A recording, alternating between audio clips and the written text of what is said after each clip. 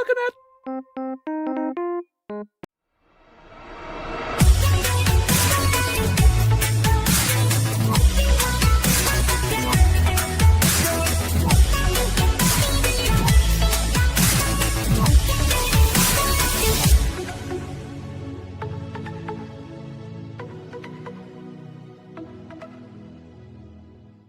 Tonight on Thursday Night Geeks, it's a star-studded event to benefit the trek against pancreatic cancer. Joining us tonight, Armin Shimerman from Deep Space Nine. Also from Deep Space Nine and pancreatic cancer survivor, Kitty Swink.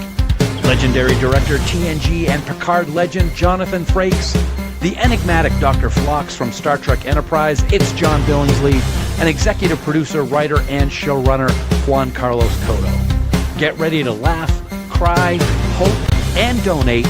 It's Trekking Towards Hope, a Purple Stride special, and it's right now live on Thursday Night Geeks.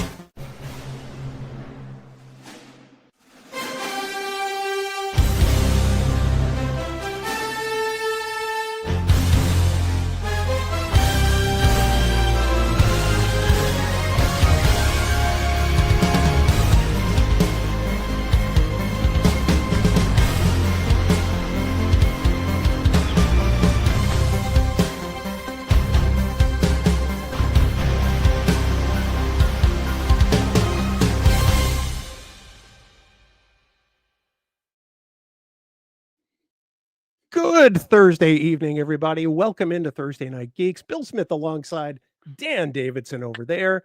And this is, quite frankly, the best Thursday night live stream that has both of us. So we are so excited. Good to see you, man. Good to see you too, buddy. How you been?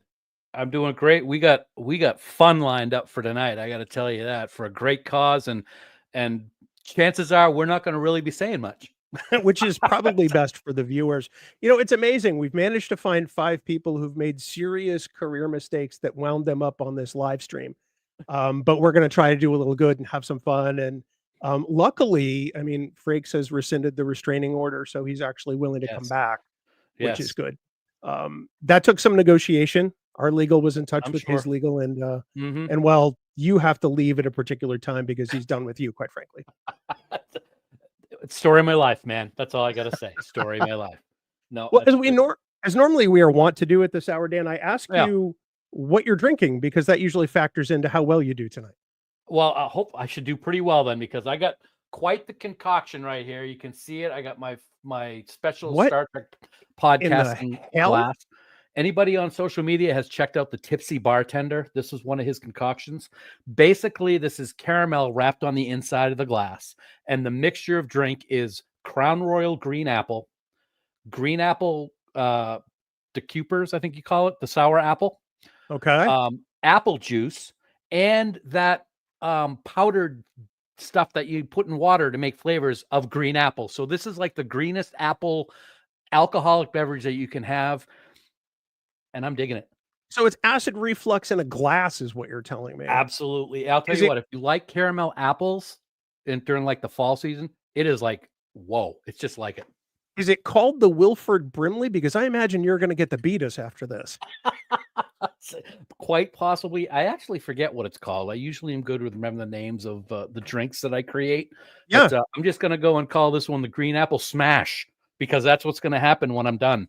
You're going to be smashed. Smashed, yes. Well, everybody, when we get to the next segment, you're going to see this QR code on the screen. It's going to take you to trekagainstpancreaticcancer.com. If you are able to, and you certainly feel compelled to, we'd love to see you, make a donation to this incredible cause. Otherwise, if you want to help share and promote this cause, that is just as useful. The more people that we have finding out about, the Trek Against Pancreatic Cancer, the better. Or as you can see on the crawl on the bottom of the screen, if you go to trekagainstpancreaticcancer.com, you can get there the same way. You'll see a donate button. You'll see a join this team button even, and find out more about the local Purple Strides in your particular area. I'm sure there's one here in Raleigh where I'm near, Dan, and I'm sure that there's probably one in Boston close to you. I would think so, yeah. Yeah. So, well, enough about us, because we're the least interesting people that are going to be on this live stream tonight. We're going to be right back after this brief video transition so Garcia can set the room for us, And stay tuned for a bunch of people more important than we are.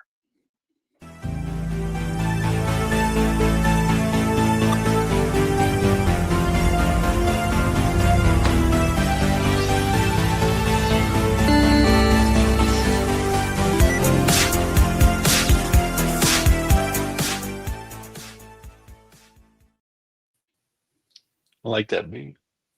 What have you all done to wind up here? That is the most grotesque cocktail I have ever heard of in my life. Nobody over the age of 7 should be drinking. It's drinking a bad name. All right. So I have to say something. That intro that at the beginning of this show, I've done a lot of these podcasts over the years. That was the finest intro I have ever seen. It was fine.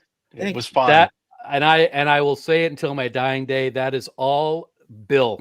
Bill did a phenomenal job putting together the graphics and everything for this live stream. So yeah, that's the only good thing I'm going to say nice about him. Was the introductory music the theme song of Beretta? No, that's Keep Your Eye on the Sparrow, actually. I am old enough to know that. Actually, the tune is called Monday Night Football, believe it or not. And the inspiration for the entire opening package was the Monday Night Football intro of the 90s and the early 2000s. All right. At least graphically. So once I found that, it just sort of made sense that, we've been doing this for a long time and we didn't want to seem like... Congratulations. 10 years. Thank you so much. Thank you. We didn't want to seem like everybody else's live stream. So we decided to make this more more egotistical, if that's possible. You got the right guys. And it's fantastic. Yeah. Well, I represent egotistical. we'd never know that from you, Jonathan. No, never. You're so calm and withdrawn at times. Yeah. When do you get up behind that sour apple concoction? You're going to be a mess. You should see half the shit he drinks. I actually, one of my hobbies, Jonathan, is to actually come up with new drinks. And this was one that came off of social media, but I tried one the other night. And if you like Granny Smith apples, I'm actually surprised at how much it tastes like an apple. So I thought you were going to say it was my father had been served an apple. That's my question. Why not just have an apple? Right. Why not just pour Johnny Walker all over an apple and then eat it? I knew the people that were going to be on the live stream tonight, and I needed alcohol in my glass. I remember when my father was introduced to the concept of apple martinis. I've never seen a grown man get so mad. Apple martinis? There's a martini. Flat out, a martini. Vodka martini he allowed, but an apple martini, he would not have. You didn't like gin? He was against gin? No, gin or the vodka. espresso martini. The espresso, no, that was not. That's a good one. I would be drinking to balance Dan. Normally I would have a glass of bourbon, but I'm actually drinking water because I just started taking a GLP-1 a few weeks ago. So I'm kind of on the wagon medically. So WC. What was that, Armin? You know what WC Fields said about water, don't you?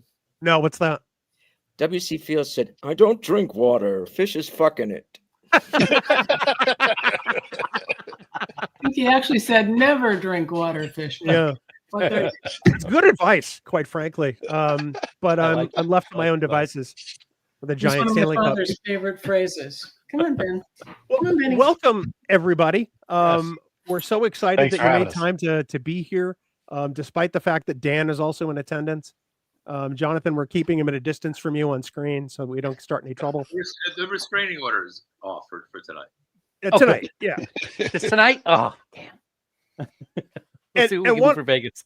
And Juan Carlos, you're new to this craziness that is Trek Geeks, so we apologize in advance for anything this does to your career. You couldn't have known.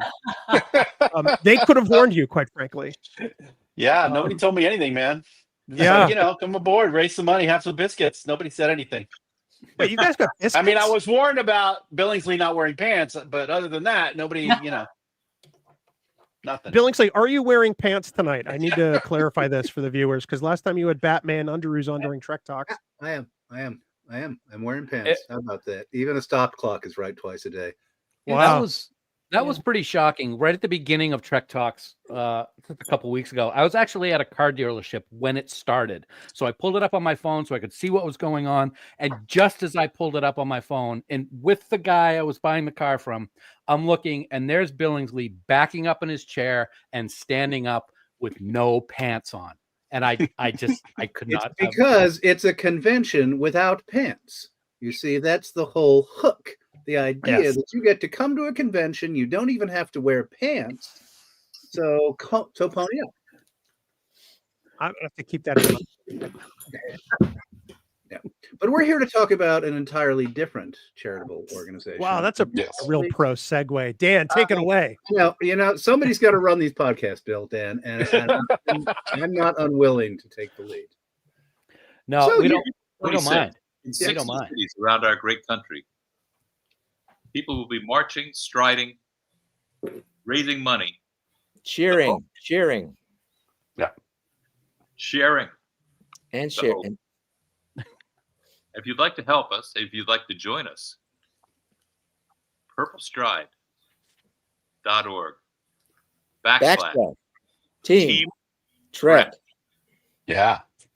It's not the That last works. time you're That gonna works hear just as well as trekagainstpancreaticcancer.com. And it's fewer letters, I think. But Very. we have been on your show before, but it was a year or so ago. So I feel like we should refamiliarize your audience with the story of the group and who we are, and not who we are as actors, but who we are as a team of people Absolutely. raising money and awareness for the fight against pancreatic cancer. And it starts with Kitty. Okay, here I go. Kitty. 21 years and a month and a half. I was diagnosed with pancreatic cancer. I had a Whipple surgery. And unusually, I am a survivor. At that point, there was a 3 to 4% chance I would survive 5 years. And here I am. And I'm sorry I sound like Brenda Vaccaro today. It's because I have a respiratory infection. So I can't drink either because I'm on antibiotics. Bummer. Mm-hmm. All right. So a few years, 5 years ago, PanCAN came to me and said, "Would you be an ambassador for us?" And I said, "I think I have a better idea. Armin and I would like to do it together and bring in the Trek universe." And the first person we called, of course, we didn't actually call. We saw him at Marina Sirtis's going away party. Was Jonathan, because we knew Daniel, his brother, had passed. So I said, standing in the backyard of Marina's house, "Would you do this?" And he instantly said, "Yes, I will." And I'm going to hand it to Jonathan now. It was one of the best decisions I've made. I look forward to this time of year because of these multiple screens and because of the biscuits that Kitty makes at her home when we go to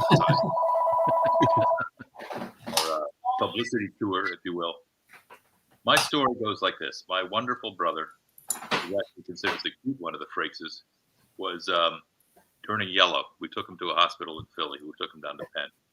He was not well. He had lost a bunch of weight. The doctor opened him with the Whipple, which is what they call the beginning of the pancreatic cancer surgery, where they go through your organs to get to see what's going on with your pancreas. And they opened him, examined him, closed him, and said, "We're sorry, your brother has maybe 6 months to live."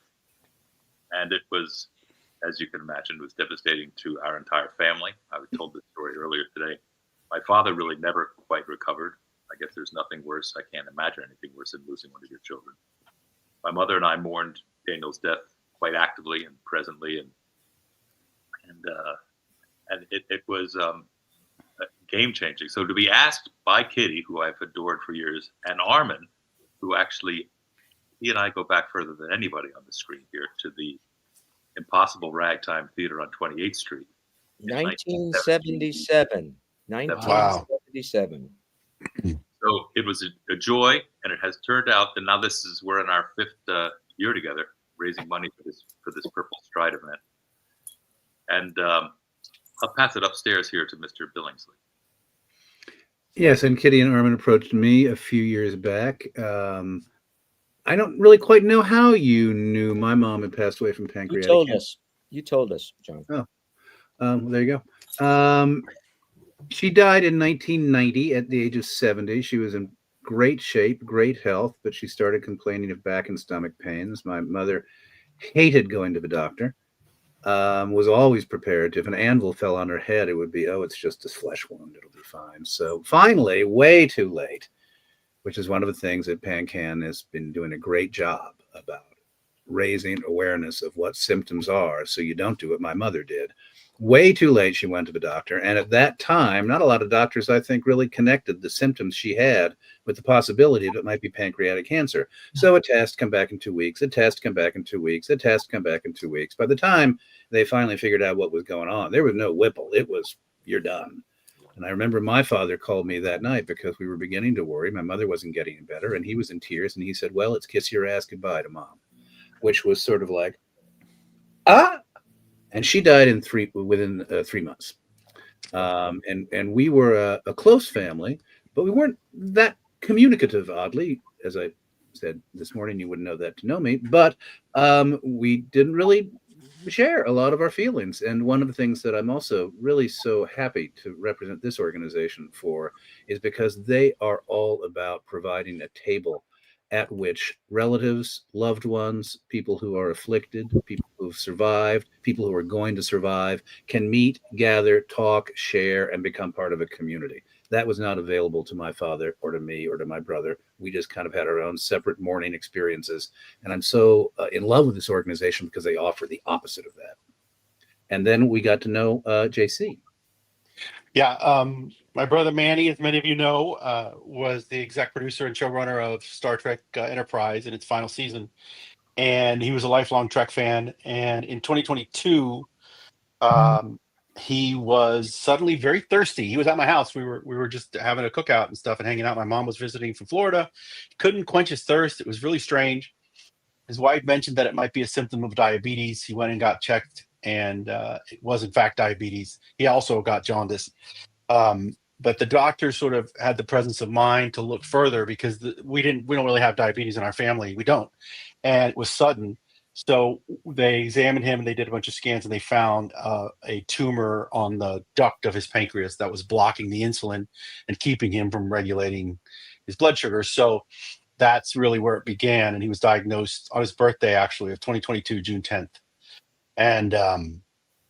And fought it for a year, for 13 months. He did 2 rounds of chemo and a round of radiation, and was going to do a Whipple in May of 23, but it was too late. It had gone into his bones.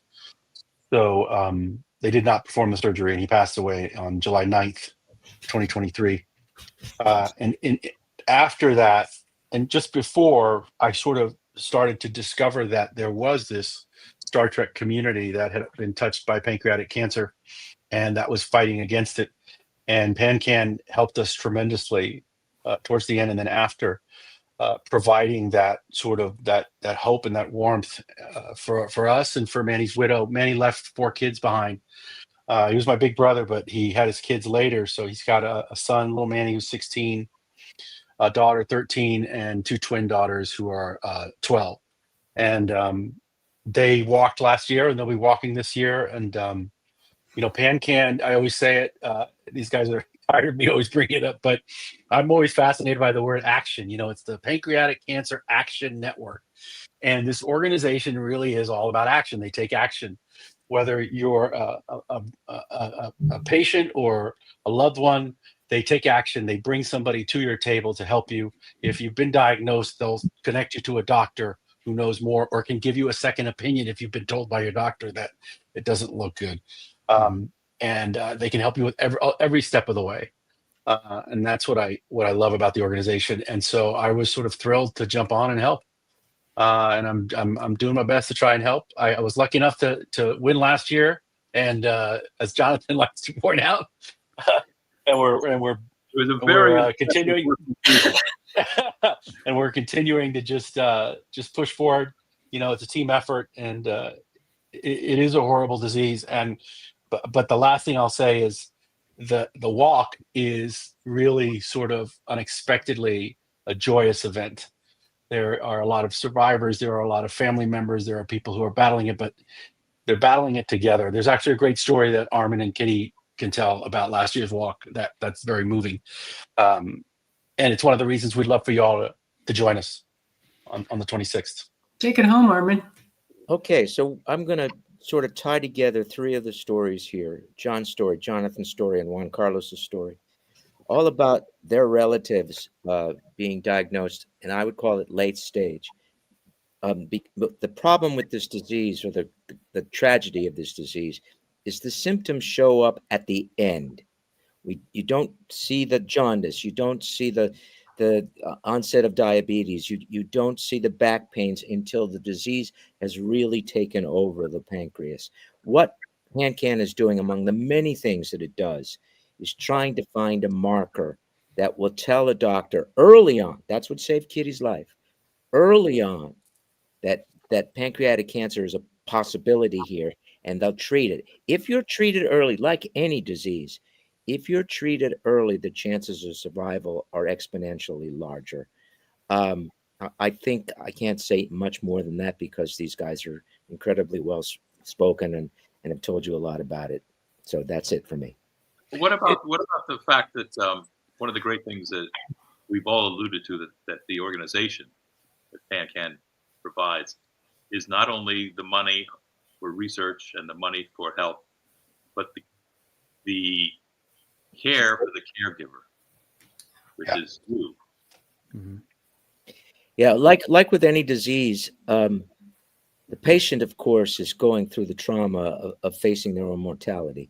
But the caregiver usually, and it's not just one, it can be a whole community of people, they're all trying their best to make the patient feel better, more comfortable, to take care of the extra duties that the patient can no longer take care of. So there's a lot of onus is put on the shoulders of the caretaker, and PanCAN not only deals with the patient but deals with the caregivers as well. When you go into a doctor's office, you really do need a support, and PanCAN will provide that support. They'll send someone to go with you to the doctor's office to ask the right questions, to hear what has to be said, and communicate back to you what perhaps you missed while you were sitting in that office. And if you go to a doctor's office who tells you that there's no hope, that you're going to die, go to another doctor. And they will give you an oncologist who knows more about pancreatic cancer than the doctor you've seen. So and Jonathan's absolutely right. Kitty had the experience that she went to see a very famous oncologist in Los Angeles who specialized in pancreatic cancer. Specialized in pancreatic cancer, who told her, "Madam, you'll be dead in 6 months." And during the course of that interview, Kitty turned to me and said, "We're leaving now."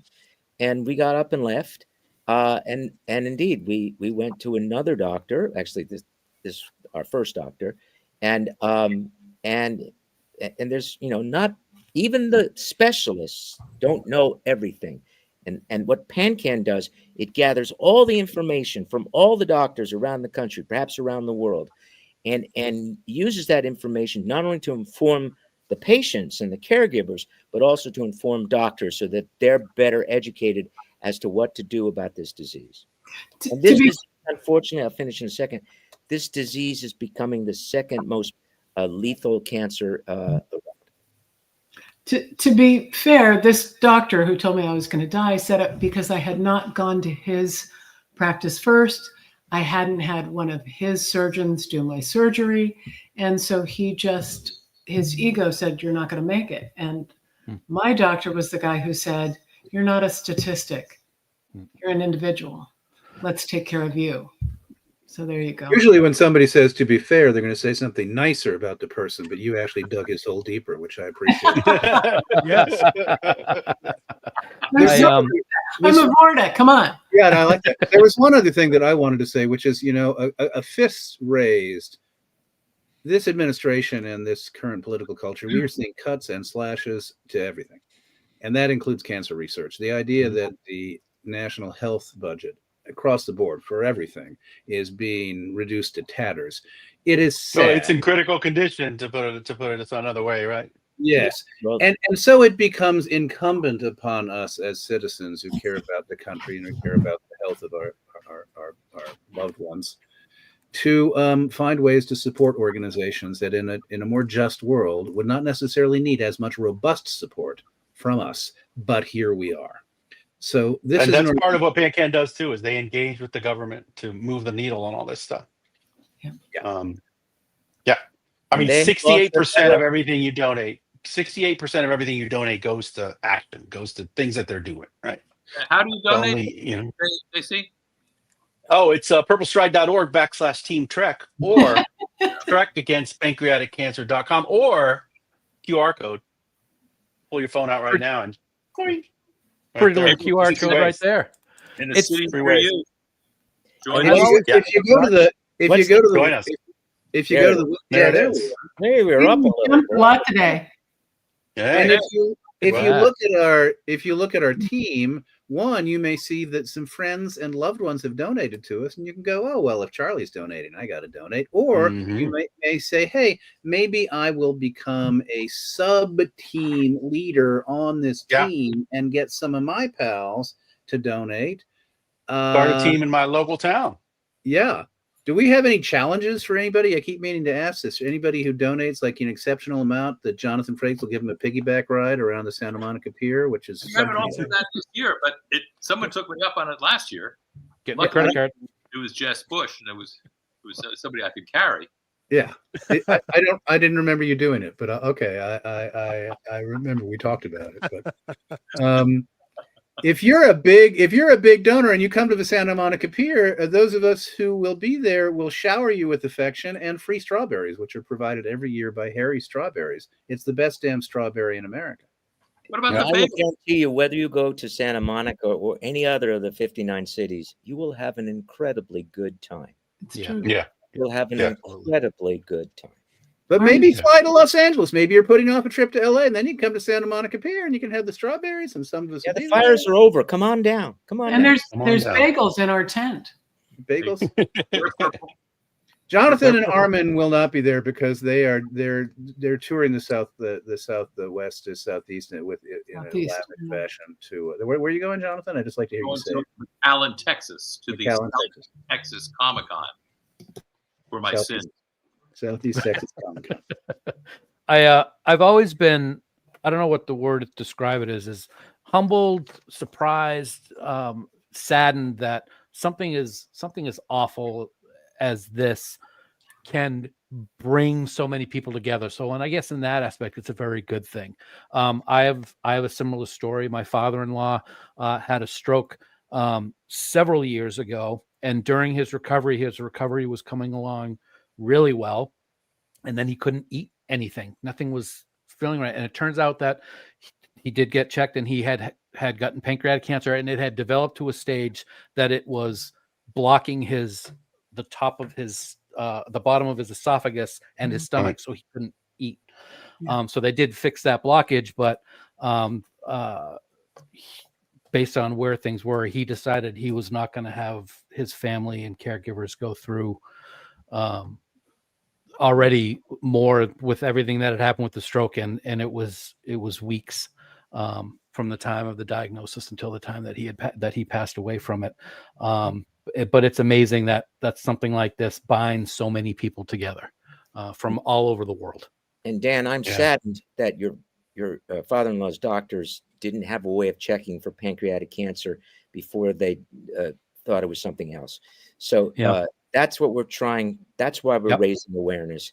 Is for not only for people to donate, which is of course enormously important, but to educate doctors. If there's doctors listening, train yourself, educate yourself into what the symptoms are and look for it, especially for people who have pancreatic cancer in their family. If you've got pancreatic cancer in your family, you need to be pre-screened, pre-checked to catch it early. As I said, catching it early is the key. How is that development of finding those markers that could indicate that there's a problem? Has it, in the 21 years, Kitty, since you went through your process, how far has that evolved that you guys are aware of? That is probably the thing that we have not succeeded in the most. Treatment is getting better. What is getting better in terms of patient care in that regard is that they're training doctors to look for symptoms. They're talking to, most doctors go, oh, yeah, like John said, lose weight, back pain. Or Manny said, in Manny's case, early, just sudden onset diabetes in somebody over 50. Those are all three really common symptoms of pancreatic cancer, but doctors don't recognize it. I had lower back pain. I just thought I'm such a jock. I just thought I'd done something bad to myself at the gym, and I kept losing weight. But when I'm under stress, I lose weight because I'm one of those people who tends towards skinny. I was just born that way. But my doctor was smart enough when I went in to go, it's probably acid reflux, but let's just check. Now we have more doctors that are just checking because PanCAN brings it home all the time, not just to oncologists, but to family care doctors and people who are on the front lines of diagnosing people with everything. So they know, those are things that we need to look at pancreatic cancer as a possibility for, particularly if it's in your family. And Kitty, if you can you tell everyone about the KRAS treatment, the KRAS treatment? Yeah, there's a 90% of people with pancreatic cancer have I'm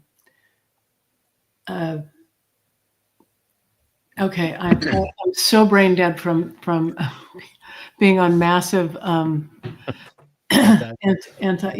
So I'm on drugs for my disease, for my infection, antibiotics. So when people have this mutation, the KRAS mutation, 90% of them, they all share this thing. So there's a new drug, there's new ways to look at this and target it. There's actually a piece on PanCAN's website right now you can look at, and then they can target your very specific version of this mutation, and that's going to make a huge difference. And that's So I put a link in the chat. I put a link in the chat to, if maybe you can call it up because you were calling up that other page. It's the impact report from last year. And in there is this thing that he's talking about. If you scroll down, you get to this page, it says big advancements in precision medicine. And it takes you through all the advancements. And basically in 2014, they started this thing called Know Your Tumor, which was this idea that you sort of they provide marker testing so you can know the kind of tumor that you have. And then over the years, they've approved more and more targeted therapies. In 2024, 2 were approved. In 2022, 3 were approved, and by the FDA. So they've, over the years, in the last 11 years, have really, I think, moved the needle. And there's more as of this year. So it's so amazing. Dan, that's the answer to your marker question. Yes. We are finding markers. This is JC and Kitty were just telling you about one of them. There's not a general marker test yet, right? There's not a general, there's not like a PSA for which is what you have for prostate cancer, but that's what they're working toward. There is a test that I used to take every 6 weeks when I was first diagnosed, and then it went to a year at one point, but it was probably 5 years before I was taking it less than every 3 months. And that's a general marker that might tell you if you have pancreatic cancer, but it's very weak. It's not a particularly good marker, but this is a much different thing. And the other thing is when I had the disease, there was no, let's treat your version of pancreatic cancer this way and your version that way. There was one way to treat it. And it was with a sledgehammer. I had the surgery, and then I had this massive chemo bath that made me even skinnier. Yeah, I weighed 90 pounds. I was 5'10". Wow. So yeah. Wow. Yeah. And it took me probably 5 years to get back to my regular weight. Wow. Yeah. So what is it that keeps doctors from checking about this more often? Is it the cost of the test? Is it a lack of knowledge? Is it the insurance companies? It's lack of knowledge. Yeah, I think JC's right. It's lack of knowledge. It's also it doesn't occur to them. It doesn't occur to them. Also, the insurance companies. Why are you testing for this? Why are you testing for this? And we do need to test for this. But having said that, I think it's important to emphasize that there is a survival rate now of 13 to 14%, whereas there was a survival rate of 2 to 3% back in the day, which is indicative of the fact this organization has had a lot of success raising the awareness. So we talk about the worst case scenarios now, whereas we were talking about what was more normative back in 1990. Right. And if they can catch it at stage 1, it's 25%. It's a much different thing. I had stage 2B. I'm really unusual that they caught me where I had metastasized to my lymph nodes. Only 2, and 2 were questionable. And I think it's also true that, you know, for patients, for the relationship that patients have with doctors, there is a squeaky wheel, you know, reality. If my mother was truly, I don't think I heard my mother complain in her entire life. If she went to the doctor and the doctor said, we're going to do this, my mother would just go, okay.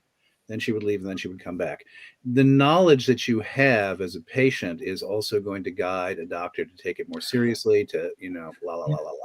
Yeah. That was going to be something that I was going to bring up, guys, is a lot of it is the doctor knowledge, as you guys pointed out and Kitty mentioned, but how much of it is us as patients, being stupid and like, I'm not going to get that test. I'm fine. I don't want to have to pay for that. And then worrying about whether the insurance company is going to cover it. And what are ways that we can get through that roadblock, so that people do have a better understanding of the importance of getting this kind of thing checked out?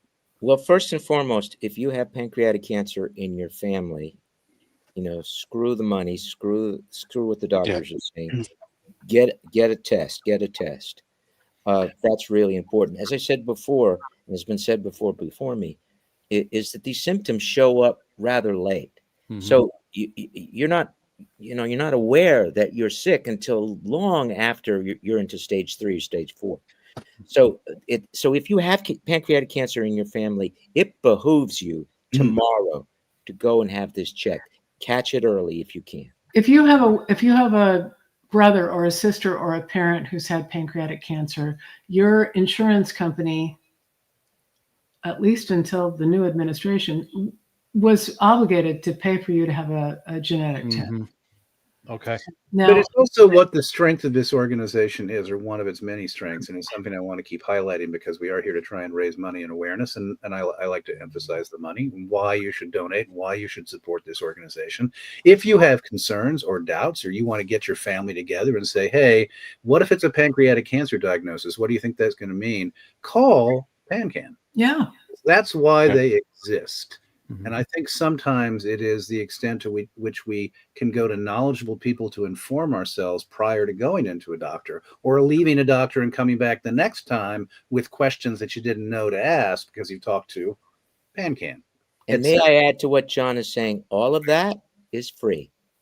Yeah. All of that is free. They will provide the information and the case manager, and most importantly, perhaps, the hope, which is what Kitty represents to all of us and to many people who we've made aware of this disease. In a perfect world, it's part of our blood test. When we go in for our annual checkup and we get our blood test, which has 1,000 things that they read, like the PSA, pancreatic cancer will be on there, and you'll be able to be told 4 days after they take your blood. And that's the ideal right now, is that kind of that simple a marker. And or having a mammogram, some version of having a mammogram. Yeah. Not to be hokey, but because we all love Star Trek in our own ways, I think it's also important to say that, and you alluded to this earlier, Dan, that, you know, the nature of what Federation building is, a coalition building for the Hollywood Food Coalition, the nature of what PanCAN does is it casts a wide net of caring and information. And it's what I love about it, and somebody alluded to this earlier, is that so many people, after they became knowledgeable and after they began to volunteer with PanCAN, have become ambassadors and have moved the ball forward for other people. The great not-for-profits in the world, they exist to embrace volunteers and to animate them and to activate them. Yeah. Action, as JC said. Action Network. We all talked about the experiences that we've all had over the years. None of us knew about PanCAN at the time of all of the different things that happened with different members of the family. Can anybody here give me any stories that you've heard at these walks or during any type of meetings of people that have been able to take advantage of the help that this organization provides and how it helped the patient, the caregiver, the family, anybody involved with somebody who's been diagnosed? Well, we'll start. Kitty and I will start, and we'll take it from Jonathan, who prompted this story. So last year when we JC were, prompted it, I think. Yeah. Yeah, it's all fine. it's all fine. Last year when we were walking, I know I'm a writer, but I don't always crave credit. It was one of the Johns. Right. John, Like Armin and I are the weirdos in this group. We're not named John. but I'm changing my name to John tomorrow just to make it easy. John Shimerman. That sounds good to me. Yeah. Ooh, that's Oh, kind that's a healthy name. Anyway, we were on the walk, and as is our wont at WONT, as our wont, we were talking to people on the walk, and there were hundreds, if not thousands, of people on the walk Thousands. that day. Yeah. And one lady, we said, how did you join this? And she said, well, I was diagnosed. No, I was treated a year before, and I went through it all by myself. And it was very scary. And I wasn't sure if I wanted to come on this walk today. But I have found a community. I all of a sudden don't feel alone anymore. I feel as though I'm part of a group. And that means so much to me because I'm no longer frightened that I'm the only one. And seeing the thousands there on the Santa Monica beach and hearing the speeches and hearing the stories, that's one individual whose hope, as Jonathan likes to point out, was exponentially increased. Now, there are other things that where PanCAN has helped people, but that lady's story lives with us, and we're just so glad that we met her. Yeah. My high school pal, Ted, whose last name I won't mention on the off chance he values his anonymity, but he reached out and he donated a couple of years back, maybe last year, a couple of years back. And then we started chatting. I'd fallen out of touch with him, and he said his sister had pancreatic cancer, and he hadn't realized that PanCAN provided the array of resources. So he and his sister and their families all reached out to PanCAN, and they entered into a relationship. And, I've not heard what the end result was, but I know he was very, very happy to have a place to go to with his family to talk and to learn. Yeah. Kitty, I talk to people. Prompting you. Can you talk about Joe? Joe had the same experience. Dinah's Joe. Yeah. So my BFF's brother had I know two people who've had prophylactic Whipples. They had doctors that were really on it. They found the tumor at the head of the pancreas that had not become cancerous yet.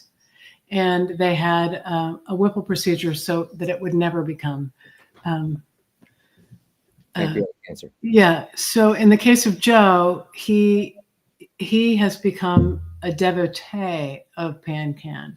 He's flown down from San Francisco twice. He's used their services repeatedly. He's introduced other people to it. He had a hell of a year. The first year of the pandemic, he was in the hospital in a bed in a coma upside down with COVID for about 2 months and survived that. And then 5 months later had a prophylactic Whipple. And PanCAN made an enormous difference for his life. It was a huge difference to his life. It's incredible. And this was a man who didn't want to talk about the fact that he had symptoms of pancreatic cancer.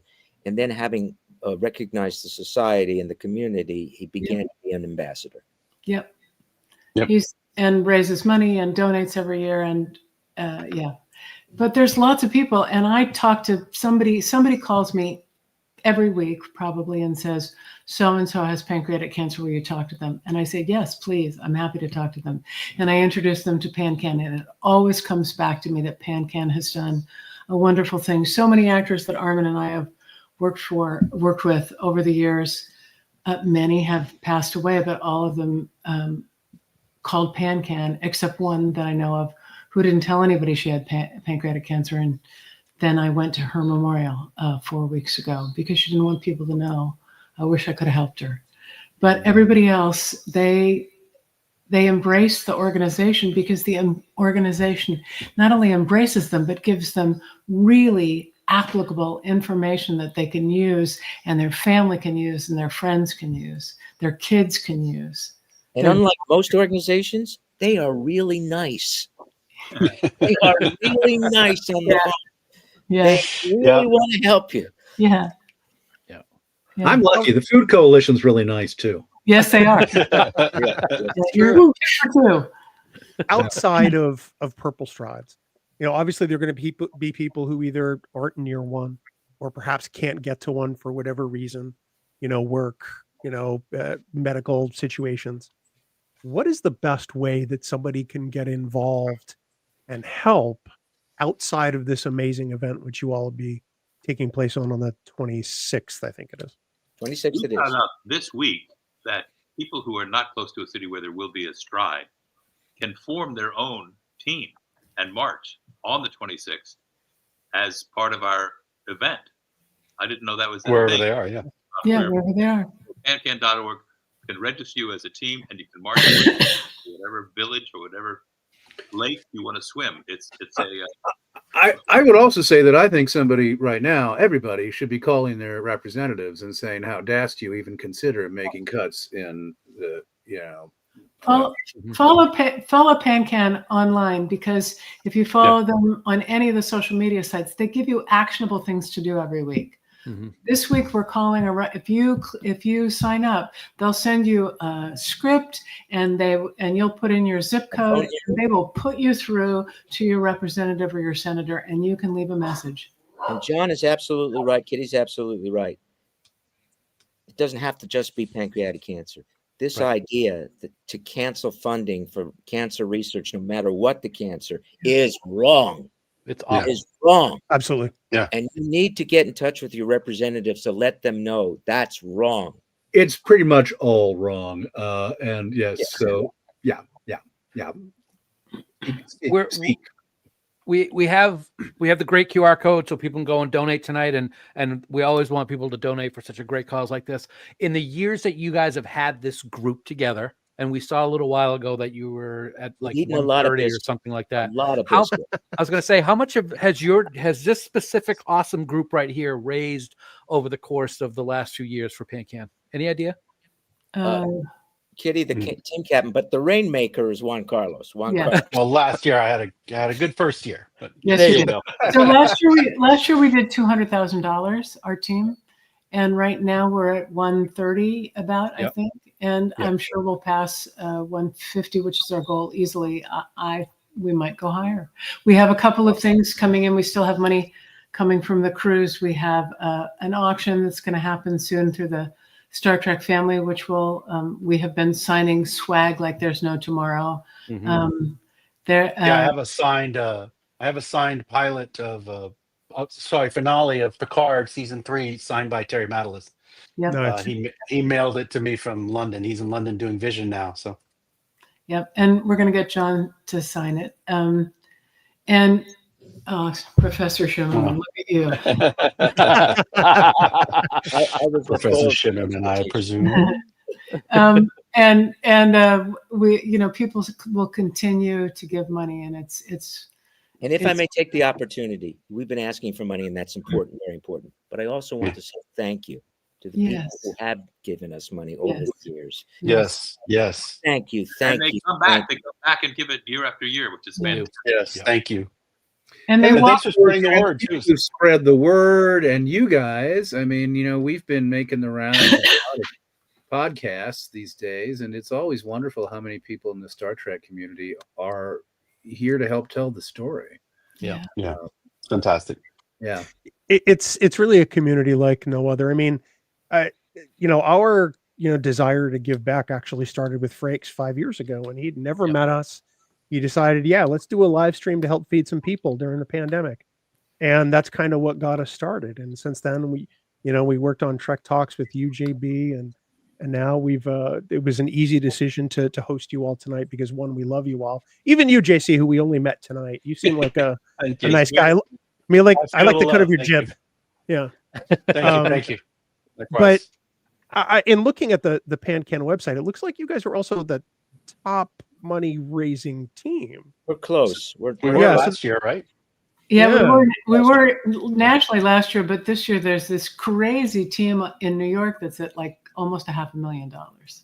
Oh wow! Yeah.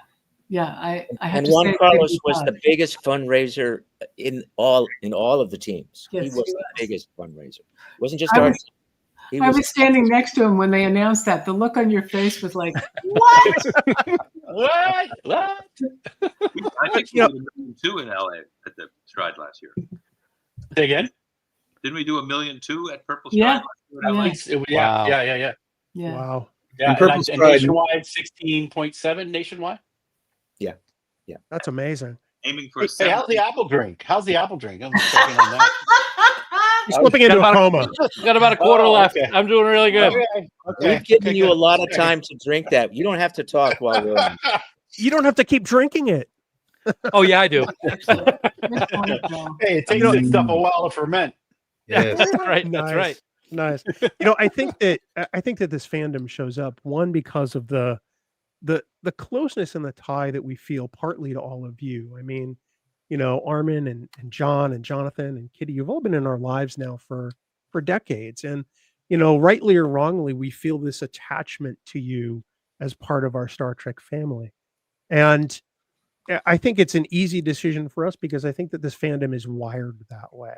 Mhm. So, as minor representatives of this fandom, Dan and I, it's our privilege and our honor to be able to host events like this and to help you all out, because you all have been helping us through some shit for years, whether you know it or not.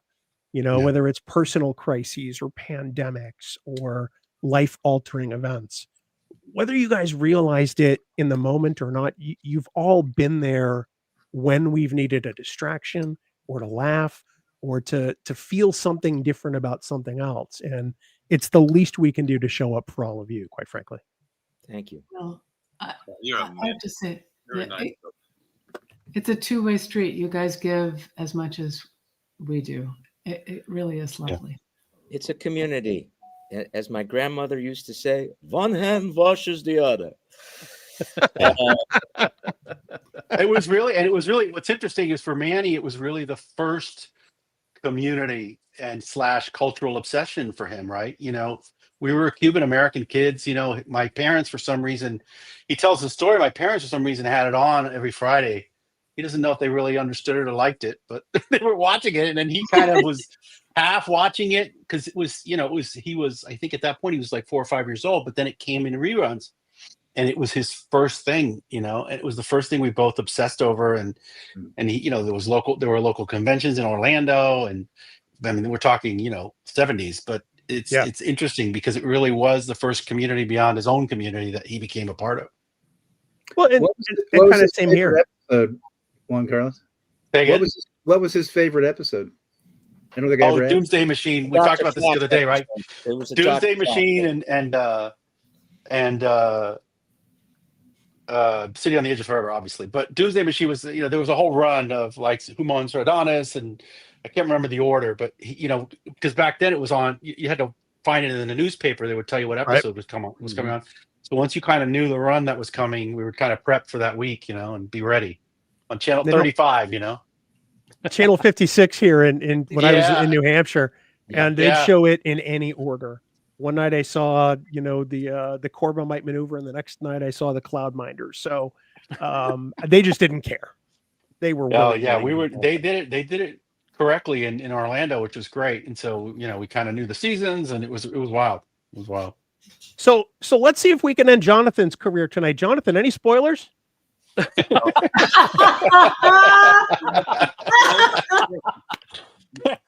My spoiler from last year was that I mentioned in an interview that I had just directed perhaps the best hour of TV I'd ever done, and that it was a Hollywood murder mystery on Strange New Worlds. They have had no choice but to promote the fact or admit to the fact that starting in August when the show drops, there will be, in fact, a Hollywood murder mystery. I regret it, sort of, but I actually ended up leading. What I really got in trouble for was when I mentioned on stage at a Star Trek convention, someone raised their hand and said, well, why was Next Gen never in the alternate universe? And I said, well, I don't know, but I'm just finishing up an episode of Discovery in which all of the characters turn out to be in the alternate universe. We went to dinner that night. I got a call from CBS. I got a call from the head of publicity. I got a call from the vice president of and we have ruined Star Trek, you have ruined everything we set up. And I said, I love it. You have ruined Star Trek. So Wow. But they where keep Bill's hiring you anyway because you're a phenomenal director. That's Yeah. right. Wow. That's That's really Oh my it. God, Wow. that's hilarious. It's funny. Who would have thought that, growing up and as Bill had mentioned, it was a great escape for me. Star Trek literally saved my life. You people all have contributed to this universe in so many ways. And Bill has said for many years, and I don't think I can say it better than him. I'm going to try to say it in a good way, that when we started the podcast, we finally, with Star Trek, it's a little different than other podcasts, whether it's political or Star Wars or whatever.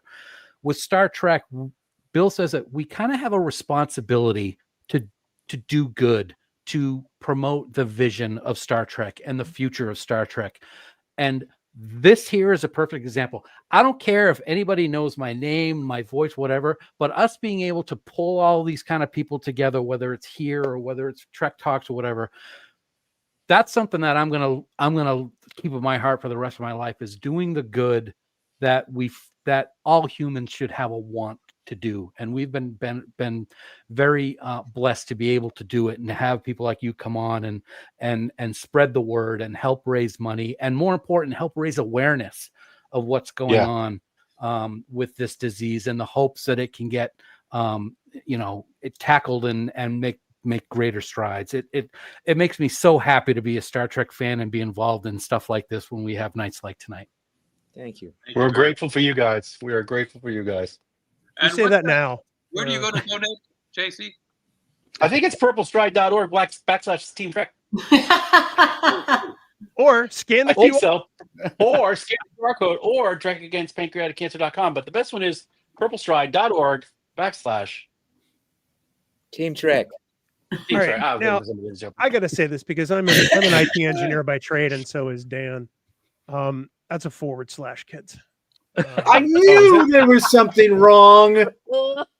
For some reason, He's it killing just me. was Is not it / not backslash? It's a / Oh my God, How we've about got to redo the splash? video. We've got to redo Oh my God. It's We've easier if gotta you just say redo. / Slash. Easier if you Not just say only slash. You are correct. Not only that, but PanCAN approved the video. What a so that technical thing fail. behind the sink. You're not telling me that's a forward splash, is it? And But, John, thanks for bum. being here. Remember, guys, we're just talent. We'll be here all week. Just Enjoy the buffet. We're just the meat. The 10 o'clock show completely different from the 8 o'clock show. Please remember to take it early. Oh, God. It is our sincere hope that you'll all come back collectively and individually to chat with Dan and I. It would be our greatest honor. Obviously, we've talked to many of you before, and we hope to do so again, largely because of the love we have in our hearts for you, and largely because you made JB actually kind of rein it in. And for that, we owe you a sincere debt of gratitude. Yeah, I know. Well, if you want to let these guys go, the three of us could talk about my penis for a while. And there it is. And there it is. It'll be the we first got thing that pops up. 59 minutes through. The 10 59 minutes, dude. I could go. You're on not with- providing the context in which the conversation took place the last time. as It's I better recall. that way, actually, for the audience.